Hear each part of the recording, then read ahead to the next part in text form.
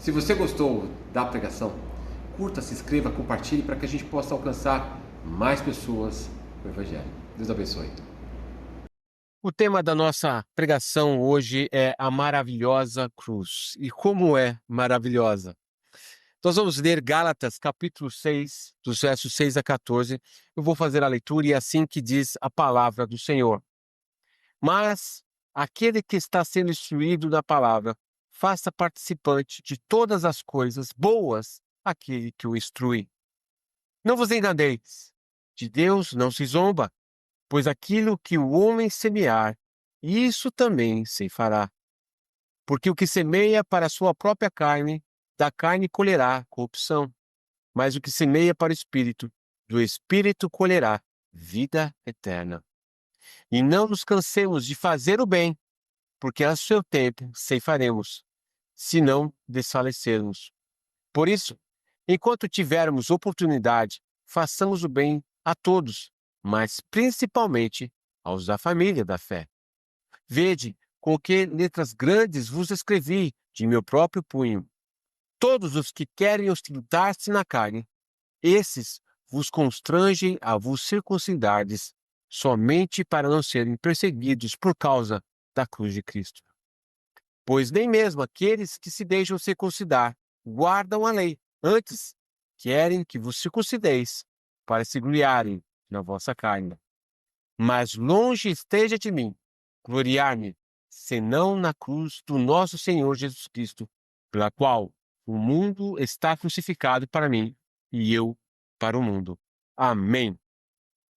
Então, nessa passagem, nós vamos focar somente no versículo 14, sobre a glória da maravilha que nós vemos em Cristo. Aqui nesse versículo nós vemos que Paulo está dizendo que não permita a ele, longe dele, estar de se gloriar em qualquer coisa, senão na cruz do nosso Senhor Jesus Cristo.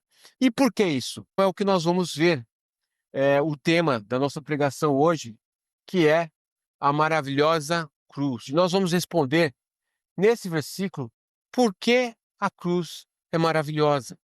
Por que que Paulo está dizendo que não existe nenhum motivo, nenhuma razão, nem nada neste mundo que ele possa se gloriar e ele somente se gloria na cruz? É o que nós vamos ver hoje aqui, enfatizando a necessidade que nós temos realmente de entender, porque hoje é o culto de Santa Ceia e preparar nosso coração para nos participarmos da Santa Ceia e ver a grandiosa glória que o Senhor já tem feito em nós por meio da cruz. Muito bem. Hoje nós sabemos que as pessoas têm diversas razões e motivos das quais elas se gloriam, seja pelo trabalho, seja pela família, pelos filhos. Por diversas coisas as pessoas se gloriam. E por que que elas se gloriam? Porque elas veem naquilo que elas fizeram ou têm ou conquistaram uma maravilha. É algo que enaltece, que fortalece, que se tem um prazer, um gozo, uma alegria, uma satisfação, e por isso há essa vanglória. Mas então nós vamos olhar para a cruz e ver no que a cruz de fato é tão maravilhosa, tão gloriosa, para que a gente não tenha nenhuma razão, nenhum motivo para gloriar em nada mais, a não ser na cruz de Cristo. Por que a cruz é maravilhosa?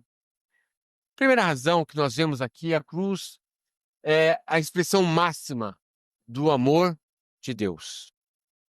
Isso aqui é fundamental entender. A cruz é a expressão máxima do amor de Deus. Nós vemos que a cruz vai revelar algo que é essencial à nossa vida: o amor. Lá em João, 1 João, vai falar que Deus é amor. E nós fomos criados como criatura de Deus, homem e mulher, nós fomos criados para amar e ser amado.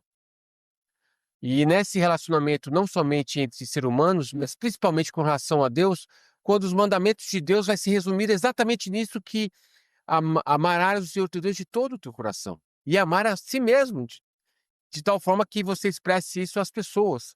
Então, o amor é o centro do Evangelho, que é um dos atributos de Deus, a manifestação do atributo de Deus, que é o amor. E como é bom ser amado. É de verdade o fato da nossa busca por relacionamentos, por reconhecimento, por ter realmente sentir esse afago, porque nós somos criados para isso. Mas somente em Deus nós podemos sentir esse amor. E o amor não é um sentimento somente, mas é uma atitude. E na cruz é onde nós vamos ver a expressão máxima do amor, que revela o atributo essencial de Deus, o seu amor, onde ele estabelece a sua palavra, a sua vontade, os seus planos eternos, a sua aliança, o seu pacto com o homem. E esse amor de Deus é manifestado por uma atitude de Deus que nós vamos ler em Romanos 5:8, que diz assim: Mas Deus prova o seu próprio amor para conosco, pelo fato de ter Cristo morrido por nós, sendo ainda nós pecadores. O amor aqui nesse versículo mostra que é uma atitude de Deus. O amor aqui vai mostrar o atributo, o caráter de Deus, numa expressão de uma atitude em planejar e enviar a segunda pessoa da Trindade, Jesus Cristo, que é eterno, se fez carne, para morrer.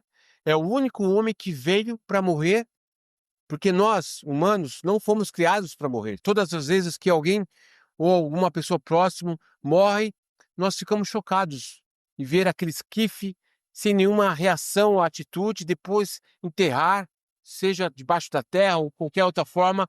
Isso choca a nossa vida, mas isso mostra que nós não fomos criados, formados para morrer. Mas Cristo é o único homem que nasceu para morrer. E tudo isso porque ele vai expressar a atitude de Deus de nos amar, na nossa condição de pecadores.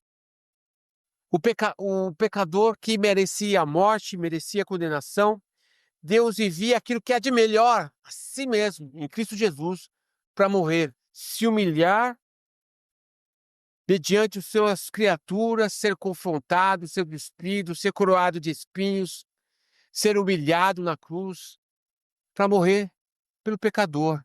E é nisso que Deus mostra o seu amor, que é uma atitude baseada no seu próprio caráter. E o amor liberta. O amor reconstrói.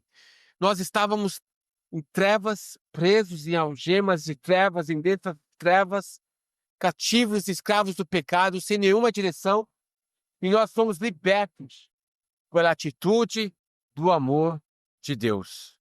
O amor de Deus é libertador, é renovador, nos transforma e nos dá novamente a capacidade de amar, porque sem Deus é impossível amar. Todo o amor sem Deus é fingido, é interesseiro, é em função de si mesmo, mas em Deus, quando vemos o amor de Deus, nós somos novamente capazes a amar verdadeiramente sem esperar nada em troca. Esse é o amor que Deus revela na cruz.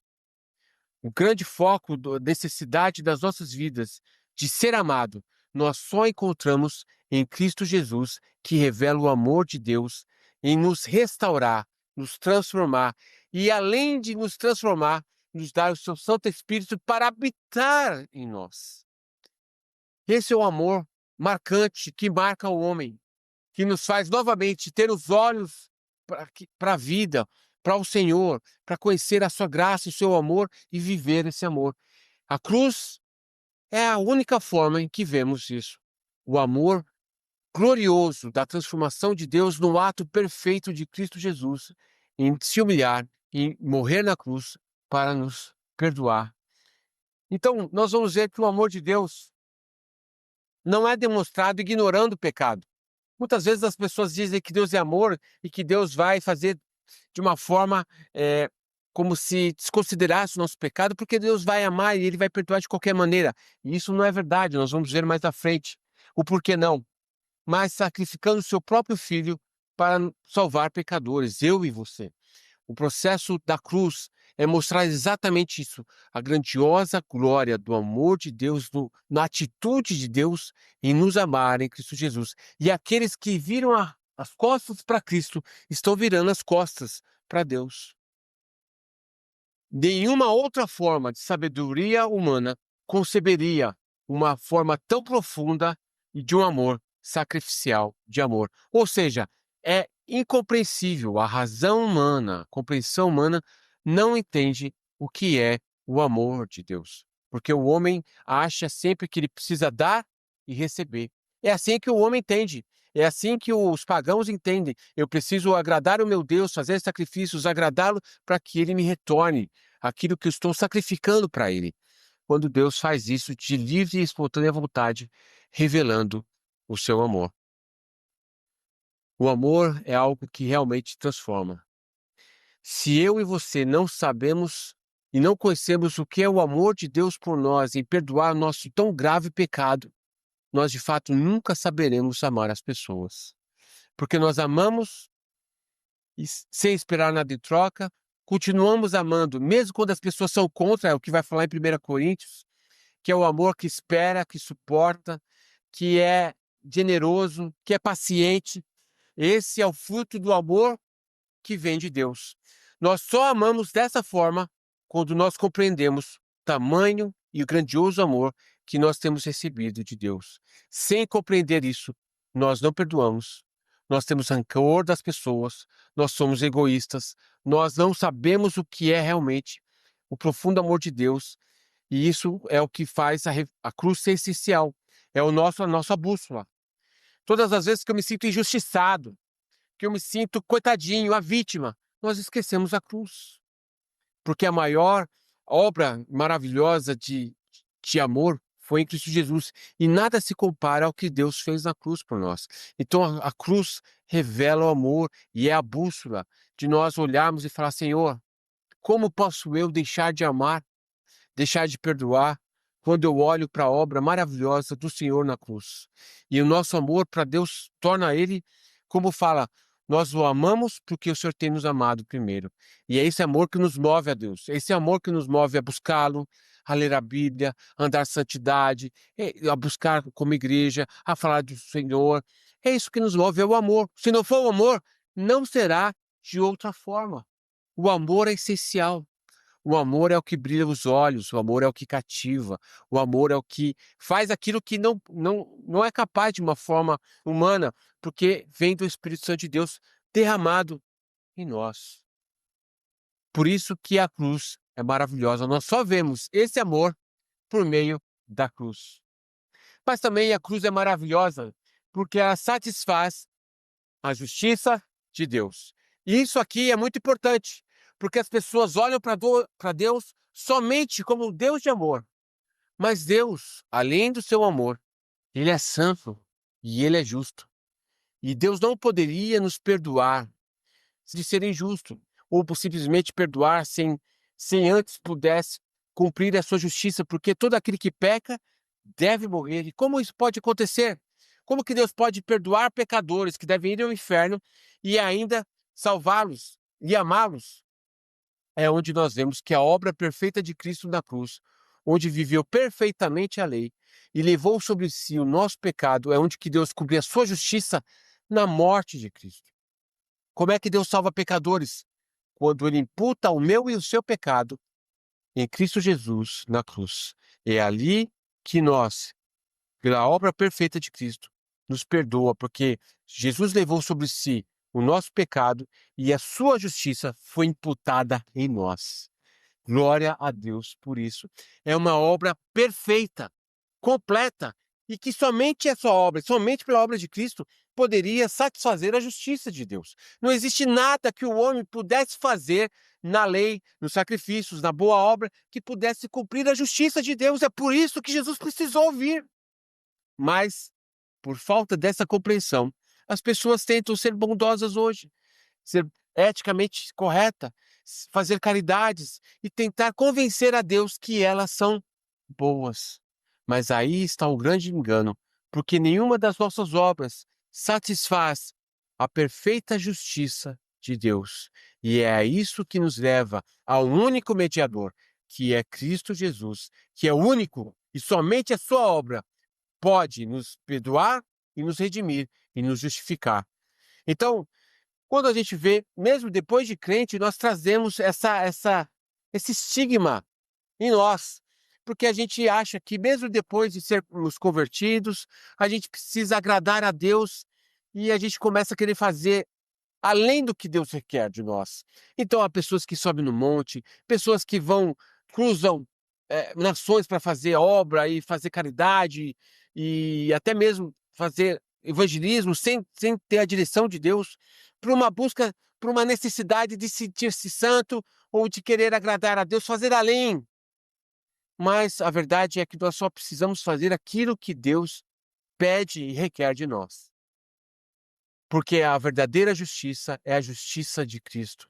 E quando fazemos exatamente o que Deus nos ordena, é isso que Ele requer de nós. Existe paz, existe descanso dessa, do cumprimento dessa maravilha que Cristo nos revela na cruz.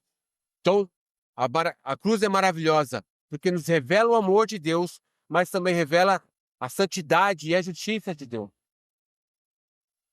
Em Romanos 6, versículo 23, diz assim: porque o salário do pecado é a morte, mas o dom gratuito de Deus é a vida eterna em Cristo Jesus, nosso Senhor. Ou seja, esse versículo está dizendo que eu e você, o nosso pecado, a nossa paga, o nosso salário, o nosso merecimento, é a morte, é as trevas. E a falta de se considerar esta verdade, que as pessoas vivem a vida como se nada fosse acontecer, mas um dia, todos nós, haveremos de apresentar diante de Deus, diante do seu trono, e prestar conta a respeito do pecado. E se a pessoa não se arrependeu, haverá a condenação para o inferno. Mas aqueles que se arrependeram, confessaram Jesus, serão chamados fiéis e servos de Deus e terão a vida eterna. A cruz revela a perfeita obra da justiça de Deus, nos trazendo salvação. Cristo, sendo perfeito e sem pecado, assumiu a penalidade que a humanidade deveria receber. É onde que nós olhamos para Cristo como o nosso único e suficiente Salvador e nos humilhamos perante Ele e o adoramos como fazemos em culto e confessamos publicamente e servimos a Cristo e temos o compromisso com Cristo de obedecer a Ele, porque Ele é o nosso Salvador, tirou-nos das trevas e nos transportou para o reino do Filho do seu amor. E dessa forma, Deus permanece justo, pois o pecado foi punido em Cristo e agora ele é também justificador, pois pode nos perdoar pecadores sem comprometer a sua santidade. Glória a Deus por isso.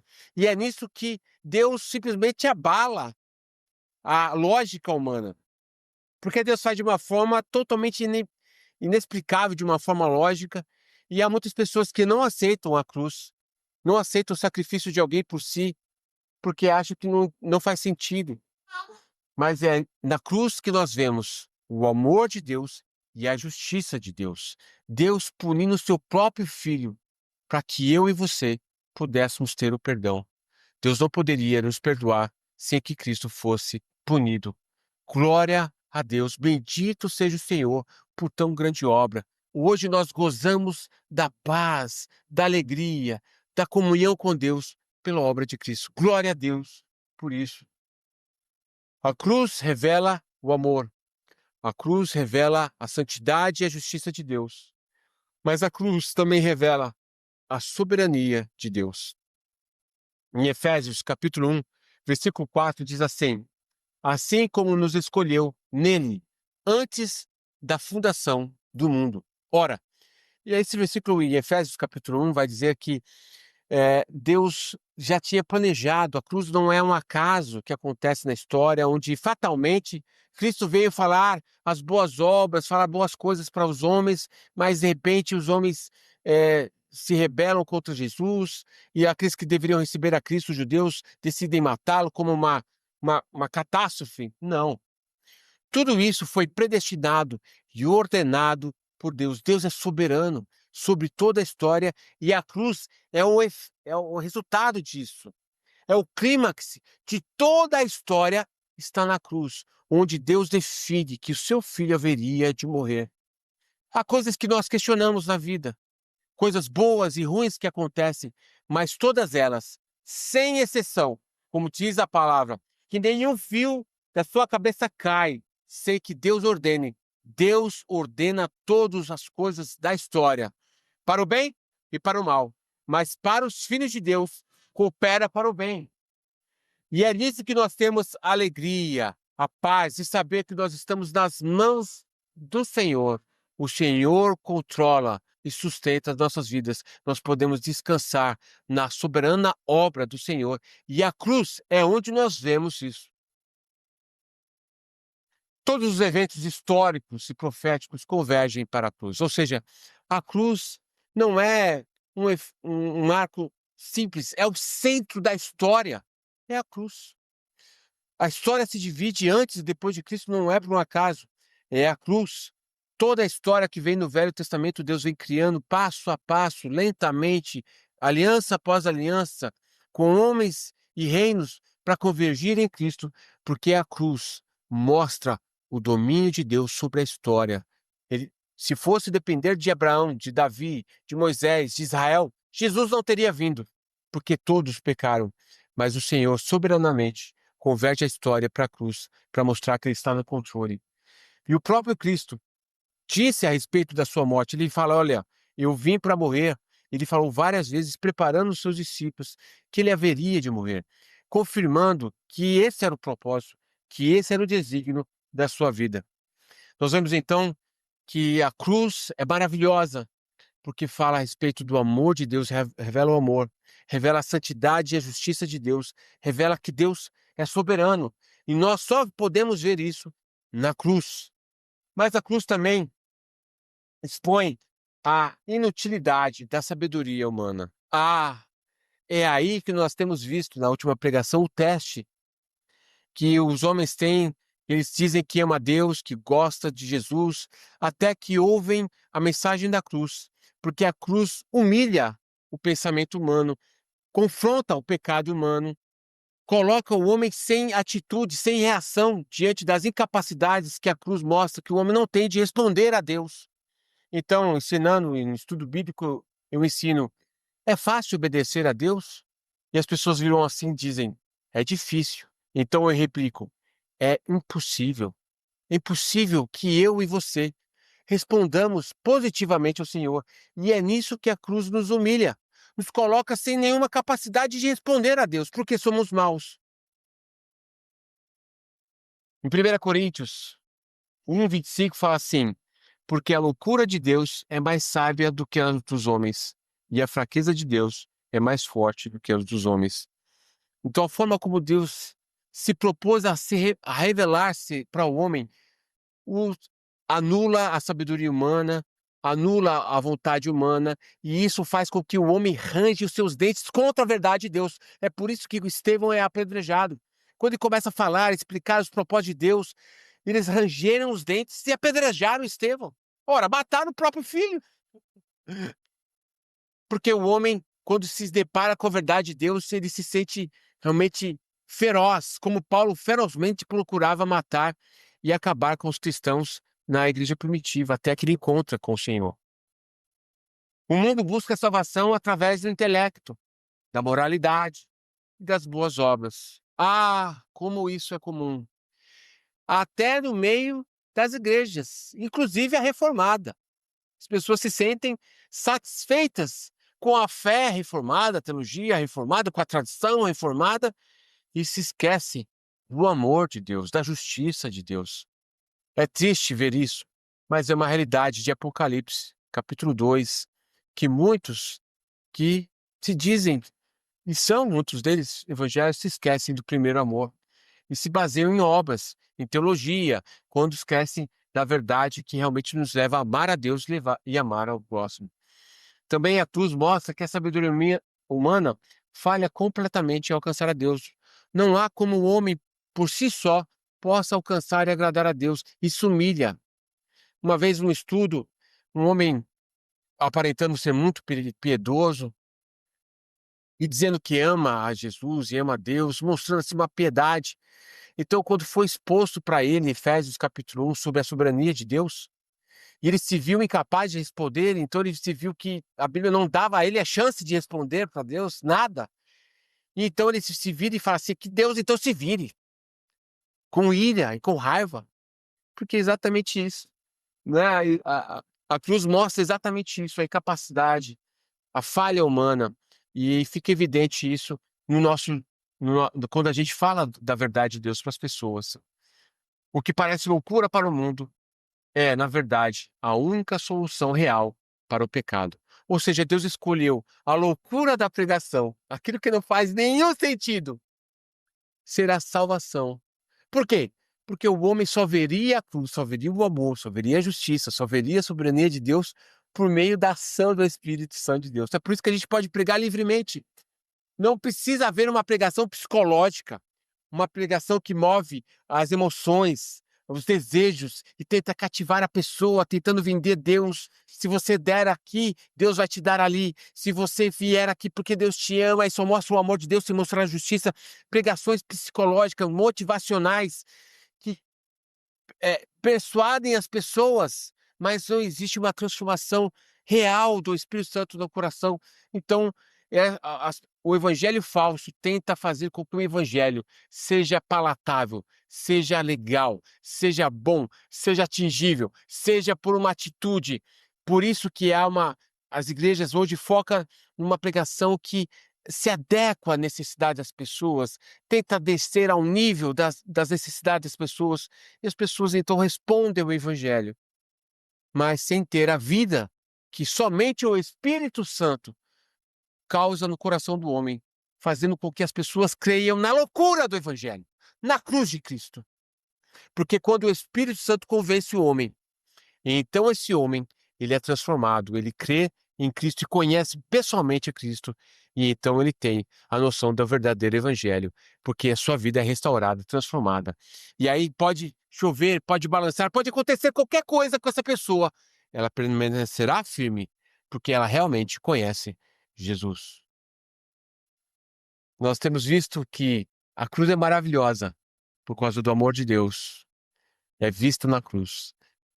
A justiça e a santidade de Deus é também visto e revelado na cruz. A soberania de Cristo, de Deus, é visto na cruz. Nós vemos que a cruz anula e humilha o homem. Agora vamos ver que a cruz garante a vitória sobre o pecado e a morte. Aleluia!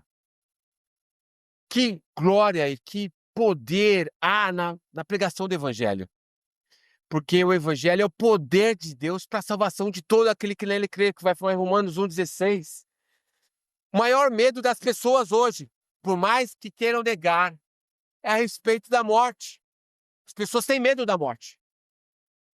As pessoas querem falar, não, eu não tenho, eu sou preparado, e falam que estão bem. Mas quando veio a Covid, quem é que saía na rua? Ué, se não tinha medo nenhum, por que estavam tão precavidos? Pessoas desesperadas de máscaras. E o pior de tudo, os crentes mais desesperados ainda. Evangélicos, muitos deles reformados com medo. Por quê? Por causa do medo da morte. E Deus deixou a morte como nosso último inimigo para dar tempo ao homem para repensar a respeito da cruz. Porque é lento, você vai envelhecendo aos poucos. Pouco a pouco você vai perdendo a sua força, sua capacidade, seu paladar, sua vista, sua audição, suas pernas começam a ficar fracas, o seu corpo precisa ter cuidados mais cautelosos com remédios, sua mente começa a falhar. Meu Deus, é o modo como Deus age para que o homem pare e olhe para a cruz. Mas aqueles que viram Cristo e veem na cruz a maravilhosa graça de Deus, têm a garantia e a vitória sobre o pecado e sobre a morte. Primeiro, porque é libertado do pecado e tem a garantia de que não morre mais. 1 Coríntios 15, 54 e 55 diz assim: tragada foi a morte pela vitória. Onde está a morte, a tua vitória? Onde está a morte, o teu arguilhão? Ora, glória a Deus, em Cristo Jesus, nós não temos mais que temer a morte, porque nós somos libertos do pecado e nós temos a vida do Espírito aqui na terra, a presença do Espírito Santo de Deus, que nos traz paz, que nos traz perdão, que nos fortalece, que nos consola, que não nos deixa viver ansioso, como as pessoas estão tão totalmente ansiosas, indo para psicologia, tomando remédio, fazendo terapia, com estresse. E aí existe toda uma psicologização do evangelho para tentar acalentar essas pessoas. Não, o cristão ele tem uma firmeza, ele está fundado numa rocha inabalável que é Cristo Jesus. Então essa vida é aqui presente e também não há o que temer da morte. A Bíblia fala, olha, não teme aquele que tire a vida, mas tema aquele que além de tirar a vida, lhe leva para a perdição, para a morte eterna. Então, nós temos em Cristo a vida aqui pelo Espírito Santo de Deus. E quando o dia chegar, que o Senhor me chamar, estarei preparado para ir, porque sei que o Senhor, o meu Redentor, vive, e com os nossos olhos, como diz Jó, os meus olhos ainda te verão. Glória a Deus, não há por que temer. Então eu posso ver a vida plenamente na presença do Senhor. A sabedoria divina não apenas resolve o problema do pecado, mas também assegura a vitória final. O meu destino é certo. O seu destino é certo. Se você crê em Jesus, você descansa. Você tem paz. Você tem confiança. A cruz leva à ressurreição, provando que Deus tem poder absoluto sobre a vida e a morte. Novamente, a cruz mostra o poder de Deus da vida e da morte. Glória a Deus. E por fim, a cruz é maravilhosa, porque a cruz produz transformação na vida dos crentes. Ora, eu e você não podemos mudar, não temos a capacidade alguma de ser transformados. Nós somos limitados, nós não conseguimos mudar a nossa atitude. Mas o Espírito Santo de Deus, quando nós vemos a glória de Cristo na cruz, nós então somos transformados com uma nova mente, um novo pensamento, um novo desejo, porque o Senhor nos transforma. O Senhor nos transforma. Lá em 2 Coríntios 5,15, diz assim: E ele morreu por todos, para que os que vivem não vivam mais para si mesmos, mas para aquele que por eles morreu e ressuscitou. Agora a vida que eu vivo, vivo na fé em Cristo Jesus. Eu tenho uma nova vida. O homem que conhece Jesus é como Zaqueu. Quando Jesus entra em sua casa, ele fala: Senhor, pagarei aqueles que eu defraudei, retribuirei aos pobres, porque Jesus transforma. Quando Jesus entra na sua vida, você é transformado. Não é uma mudança de atitude, de vestido, de palavreado. É uma transformação plena na sua forma de pensar e de agir, porque Jesus habita em nós. Existe agora o desejo por Deus, a vontade de orar, a vontade de buscar. Deus começa a transformar profundamente em nós, nos aperfeiçoando dia a dia pela palavra e pelo Espírito Santo de Deus. Que glória é poder viver essa transformação.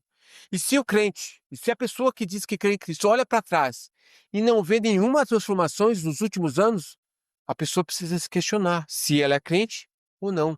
Porque existe um crescimento. Você começa a frutificar, a crescer no conhecimento de Deus e na vida com Deus. O Evangelho não apenas é uma solução teológica, não é simplesmente uma razão, uma defesa lógica. Não, mas é uma realidade de uma transformação de uma vida. Glória a Deus por isso. Temos a comunhão com Deus e o poder de viver pela capacitação do Espírito Santo de Deus. Ora, a cruz é maravilhosa porque nos religa ao Senhor, nos faz ter comunhão com Ele, participar com Ele.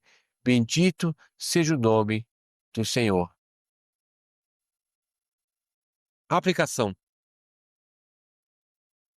O texto de Gálatas fala exatamente isso. Se nós nos gloriamos na cruz de Cristo, se essa é realmente a razão da nossa alegria.